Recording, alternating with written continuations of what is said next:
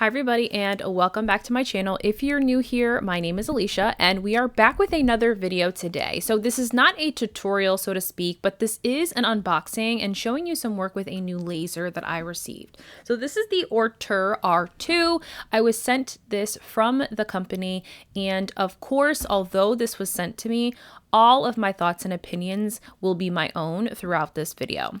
So I was sent this a while back and I'm now just getting around to editing this video, but this is a 20-watt laser. It is a diode laser, very similar to some of the later lasers that I already have in my craft space and have worked with before.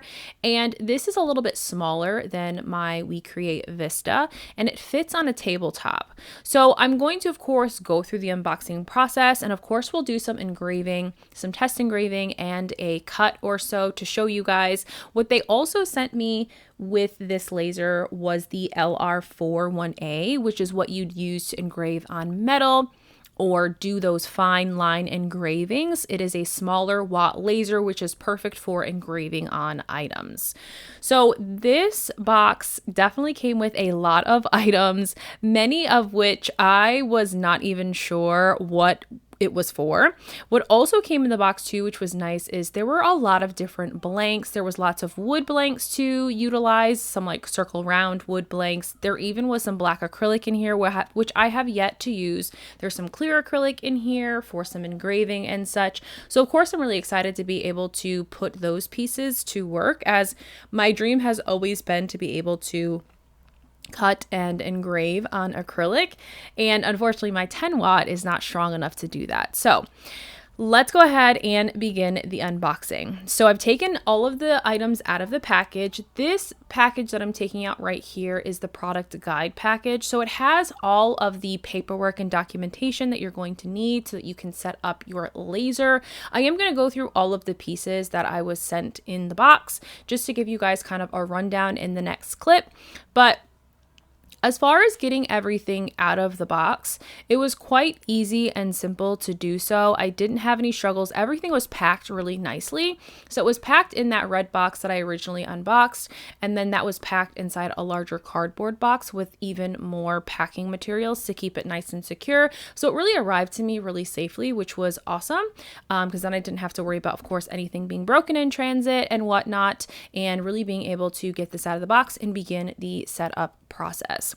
So there's a lot of different pieces that are coming with this, definitely more so than the other lasers that I have done on my channel, but I promise that I'll walk you through all of the pieces that I have here, what they do to the best of my knowledge, of course, and we'll show you some engraving and some cutting so you can see how this laser performs.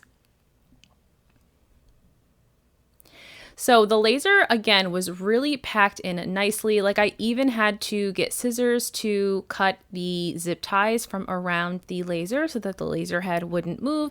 There was even a piece of wood that was kind of tucked behind it to keep everything nice and stable and secure, and to ensure that, of course, that there was no jostling of that item while it was in transit. So the 20-watt laser is already installed in the bed, so I don't have to do anything as far as setting up the actual laser head. That is already set up, which is nice, but I will show you towards the end of the video how to set up the engraved laser, that LR41A laser, for those engraving pieces. If you were to engrave on metal or you wanted to do some more fine line engraving, you would want to utilize that. So that laser is not standard with the Ortur R2. That is something that would be an add-on for this. So just as an FYI, in case you are looking at a smaller, more compact laser, this would be something that would be easy enough to bring to a craft fair or a vendor event of some sort. So that's really cool because it is small and compact. But of course, with it being small and compact, you do have to keep in mind that that also means that the bed of the laser, you're not going to have a lot of cutting space, right? So you're not going to be doing very large projects on here, of course. So just keep that in mind.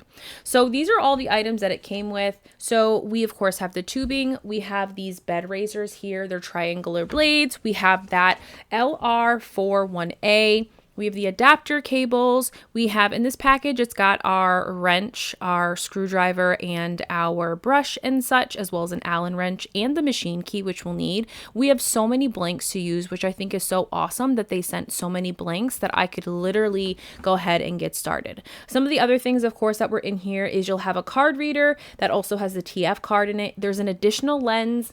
You also get some lens replacement tools. And of course, you get the ventilation pipe, which I showed in the beginning, and of course the camera calibration board as well. So here's the setup process. It does come with an air assist system. It's a little bit different than what I'm familiar with using with my other machines, but it did seem simple enough to get it set up. So once you get it plugged into the machine, you're going to go ahead and attach this sort of like plastic piece here. And what this does here is this helps you to control the amount of air that's being pushed into the machine before you attach it to the air assist. So clamping down on that hose, that little plastic material there, that is going to sort of control that on and off, because when you plug in this air assist, it comes with a separate plug, of course, then from the machine, it's always on. So unlike some of the other machines where the air assist only comes on when the machine is actually cutting or engraving, this is automatically on as soon as you plug in that item. So just something to keep in mind. So having that clamp there is super helpful to make sure that, you know, you can turn that air assist on and off should you need to, if that is causing some issues. So we're going to go ahead and hook up all of the tubing here, of course.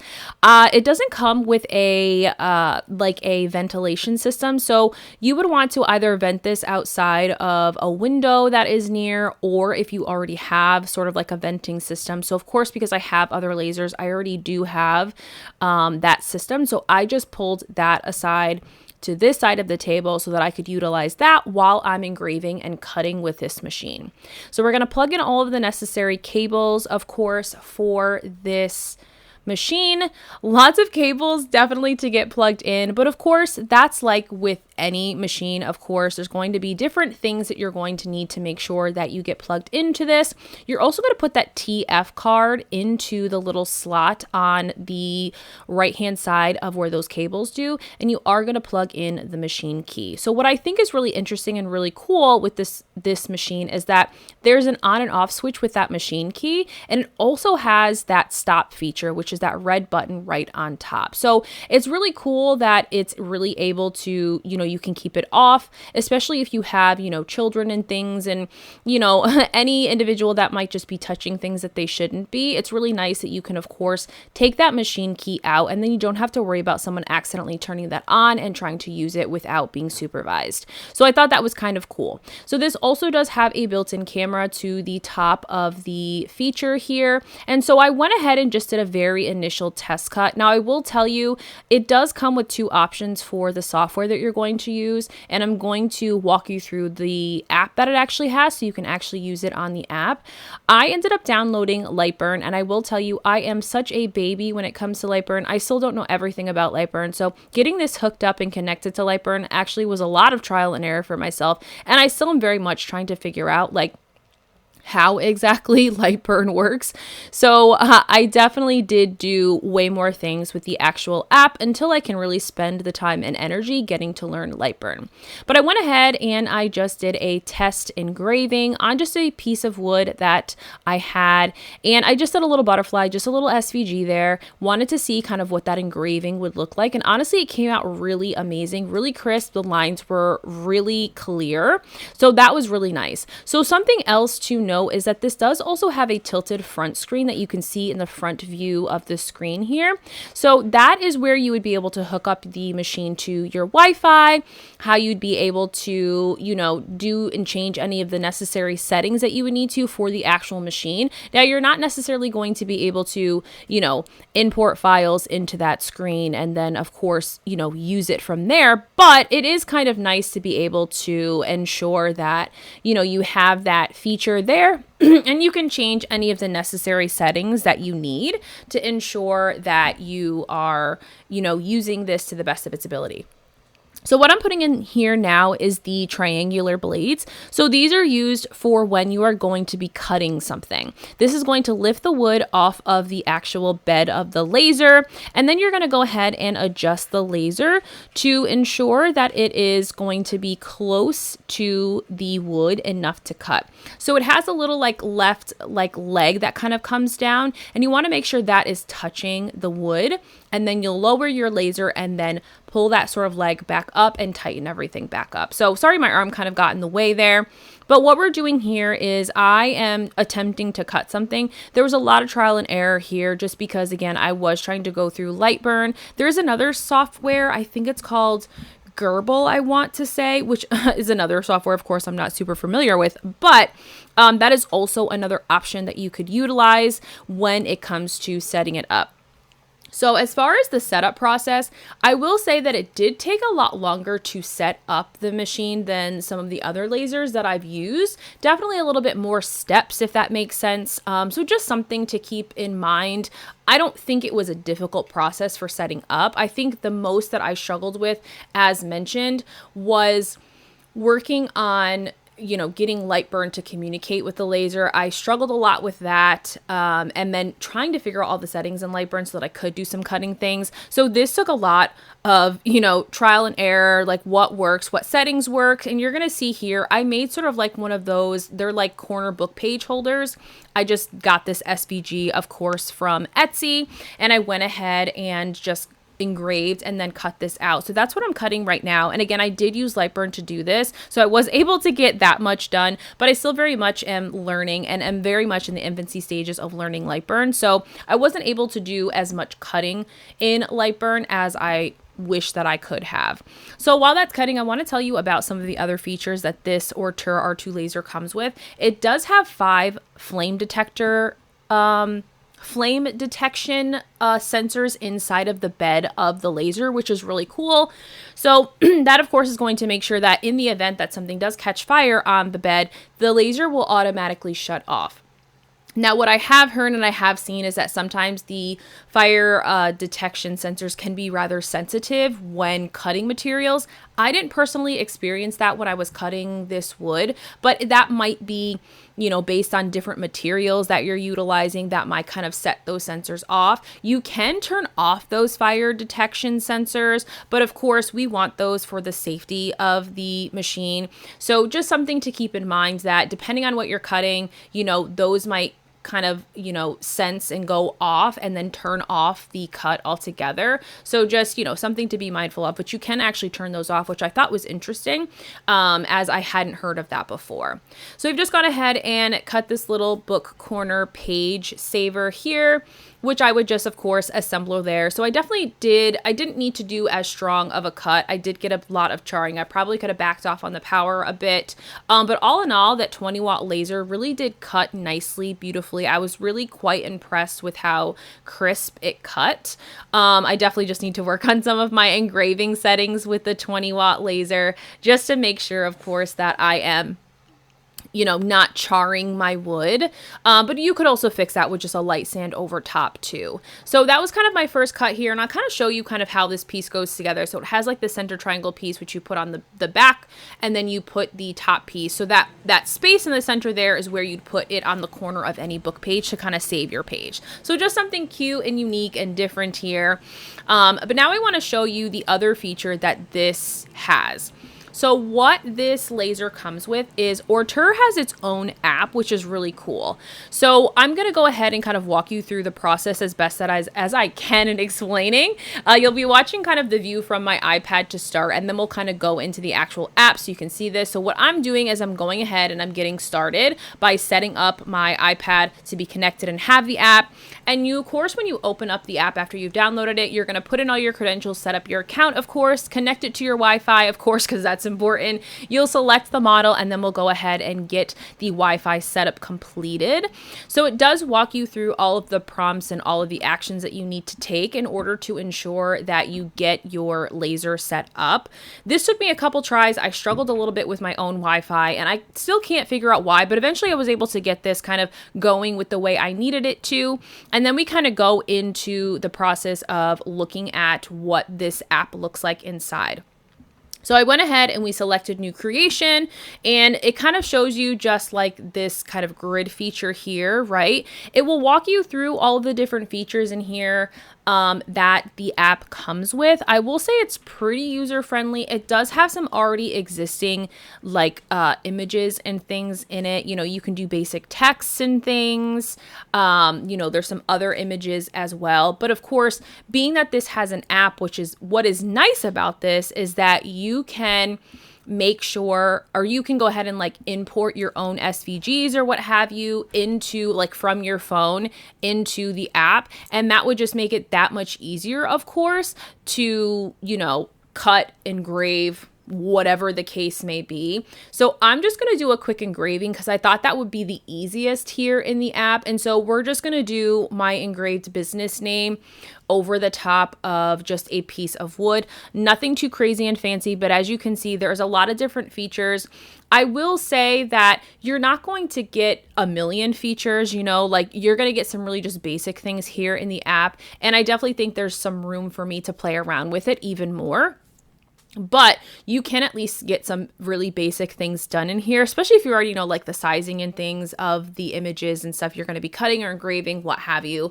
You know, if you're going to be, you know, engraving or cutting onto wood, right? So we're going to go ahead and just do a quick engraving thing here. This is all the materials that you can utilize. Something that I don't think that I showed here is that in that, manual, that red box that had like the guide and all of the things, what was really cool about the Ortur laser is it also comes with a list of materials that are commonly used that you can engrave with, that you can cut with, and it gives you the settings, which is really nice because I don't know about you guys, but for me, when I am trying to figure out what settings to put a new item at, right, a new substrate, trying to figure out what those settings, right, it's a lot of trial and error. So I do love that the Ortur laser gives you that large guide, so you can literally go and decide what the power settings need to be, you know, what the speed needs to be, so that you can ensure that you're getting a really good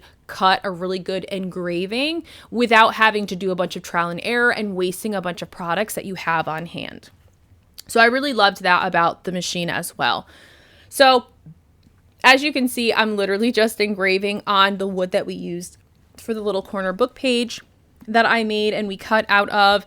And it really is engraving quite nice. I probably could have upped the power just a little bit, but honestly, all in all, I do think this engraving came out nice. I don't think there was anything wrong with it. I, you know, just wanted to do something simple to just see how the app communicates with the machine and how, you know, if there's any sort of differences between using the app and using like Lightburn or the other Gerbil software that it talked about being able to connect to and use. And I am getting a really good engraving with just the, of course, the actual app, which has really been nice. So the next thing I wanted to show you is the process of switching out the lasers. So this is a little bit more cumbersome, I think, than intended.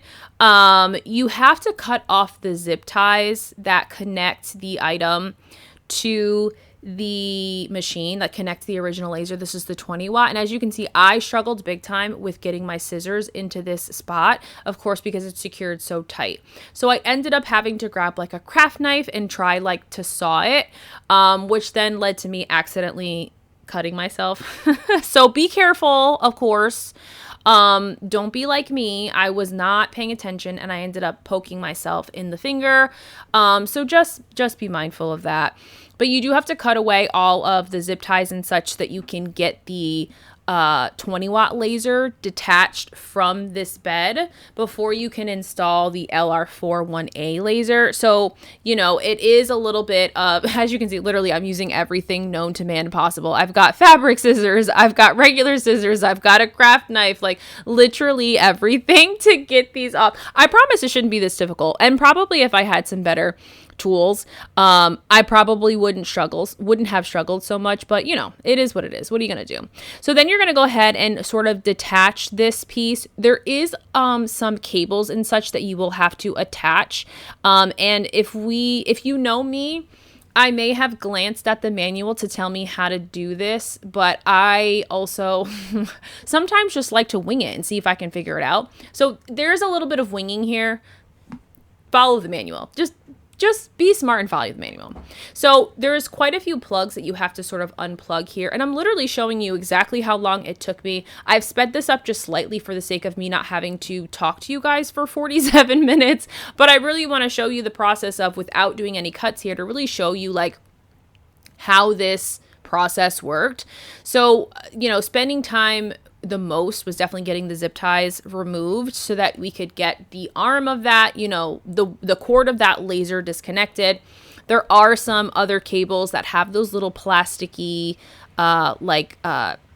squish pieces is not the word I want to use, but little like clamps and things, right, that kind of go into like what would be like the motherboard. So you definitely have to, you know, take your time here to get all the pieces detached. So once we've gotten the 20-watt laser off of that, we'll go ahead and install the LR4 1A laser. And this actually has far less things that you have to attach to it, which is really nice. So there's only, I think, 2 cables that you needed to attach to it, which is much simpler than the 20-watt.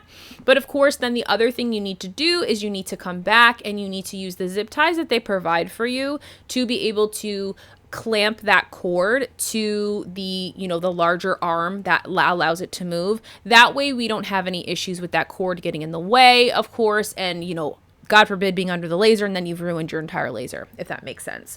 So we have to go ahead, and this last piece here is like there's this little like Y hook section here. And so to fully connect the laser, you have to remove one of the screws and then put that little Y hook under that screw and then screw it back down. And then on the left hand side, you're going to move it from 20 watt to the 10 watt LR4 setting so that it recognizes that that is the item. So all in all, this was a pretty simple laser to set up, but I will tell you that it was more difficult than some of the other things that I have in my studio.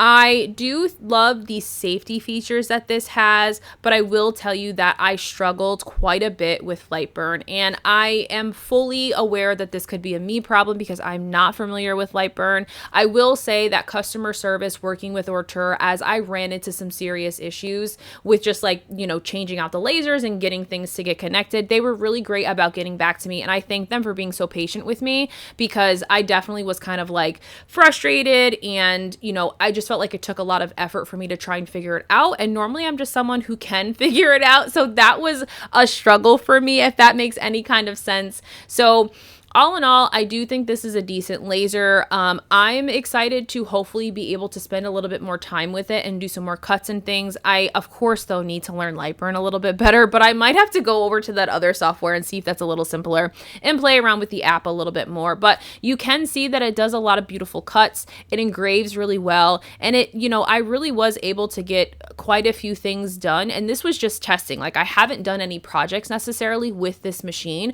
but I will tell you that I was able to after, you know, setting it all up and getting all the pieces that I need to be set up and where they needed to be. After that, I was able to, you know, get my first engraving done rather quickly, which was nice. And even though I encountered some of those problems that, you know, the customer service, they were really great about communicating with me and offering suggestions on how to troubleshoot some of the issues that I ran into, the settings and such. So I really do appreciate that. So if you have any questions about this laser, definitely be sure to leave them in the comment section down below. Or of course, you can send me an email.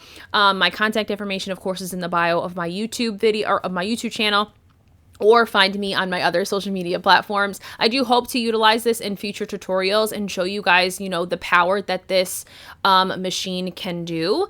And hopefully we can create some really fun laser projects together. But thank you guys so much for watching. I really appreciate you tuning into this video. I know it was not a short one, but I am so thankful for you guys being here. And of course, leave those comments down below. Be sure to like this video, subscribe to my channel if you haven't already, and I will see you guys again in the next one. Bye!